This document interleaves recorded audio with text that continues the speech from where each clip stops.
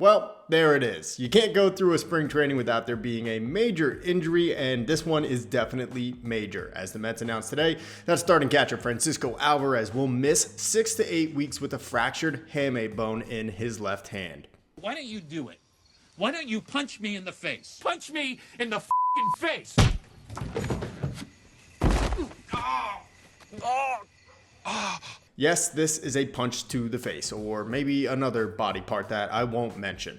So after a breakout season in 2023 where Alvarez hit 25 homers, the team was hoping he'd take another step forward in 2024, but instead he hit just 11 in 100 games. And part of the reason for that was because he, again, missed time due to injury. But even when he did come back last year, Alvarez didn't look particularly great at the plate. He had just a 710 OPS, and the Mets were hoping for a bounce back year to solidify the lineup 1 through 9 in 2025. But manager Carlos Mendoza announced today that Alvarez felt something during live at-bats on Saturday and that trainers checked him out and x-rays showed the fracture to his hamate bone in his left hand. So the hamate bone is this thing right here around your thumb. It's actually a very common MLB injury. Giancarlo Stanton has had it, although he's had every injury in the book, but also Mike Trout and Jose Ramirez recently have had that as well. And the typical timetable for recovery without surgery is 4 to 6 weeks, but it's something that can linger. So instead, Alvarez will immediately go under the knife and hopefully be back in 6 to 8 weeks. So best case scenario, the Mets may get Alvarez back at the end of April, but I'm thinking it's probably going to be closer to the end of May.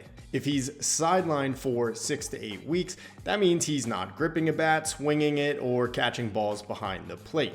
Then we're talking about batting practice, live hitting, and finally getting into some minor league rehab games, all of that tacking on an additional 2 weeks. So this is a big blow for the Mets 2025 projections, but even more for their visions of their future catcher. This is the second straight year Alvarez will miss significant time due to injury, and we thought by now he would be a perennial 30 home run power threat in the middle of the lineup with above average defense behind the plate, but instead this injury continues to stunt his growth, and it just seems like it's been 1 step forward and 2 steps back over the last few years for Francisco Alvarez. Putting that aside, the Mets will now have to rely on Luis Torrens to carry the load for now. The team acquired him from the Yankees off waivers, and he was solid as a backup for the team last year. But after a hot start at the plate, his bat cooled off, and in an everyday role, the Mets are going to have a major hole in their lineup for now. And that also leaves the Mets scrambling to find a backup catcher to Torrens. The only other catcher on the Mets 40-man right now is Jackson Reitz, who has a grand total of 8 Major League games of experience on his resume, 6 of them coming last year with the San Francisco Giants. So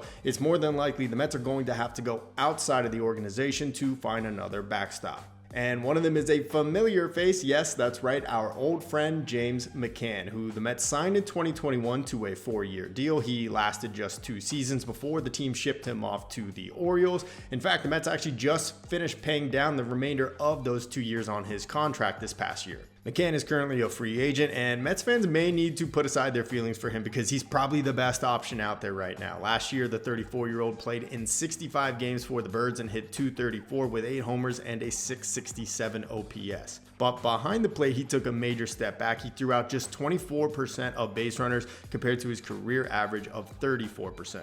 And if you don't like James McCann, which I don't think any of us do, the next best option on the free agent market is probably longtime veteran Yasmani Grandal. Grandal has a 12-year playing career and spent 2024 with the Pittsburgh Pirates. He appeared in 72 games, hit just .228, but I will say had a .704 OPS. Not too shabby when you're looking for a backup catcher. But defensively, and this seems impossible, Grandal threw out just 6 of 66 base runners last year. That's an 8.3 caught stealing percentage. Not exactly what you want to see out of your guy behind the dish. So look, they're not sexy options, but it's the backup catcher position we're talking about, and the Mets are desperate, and they may need to roll the dice on one of those 2 guys. But more importantly, the injury to Alvarez is majorly disappointing and just another eyebrow raise for what the team thought would be their catcher of the future. What do you guys think? Are you concerned about the long-term outlook on Francisco Alvarez as the catcher for the Mets moving forward? Should they sign James McCann, Yasmani Grandal, or somebody else? Or should they just wait and see what other cuts are made from teams after spring training? Let me know in the comments section below. We are 18 days away from opening day. Let's go Mets.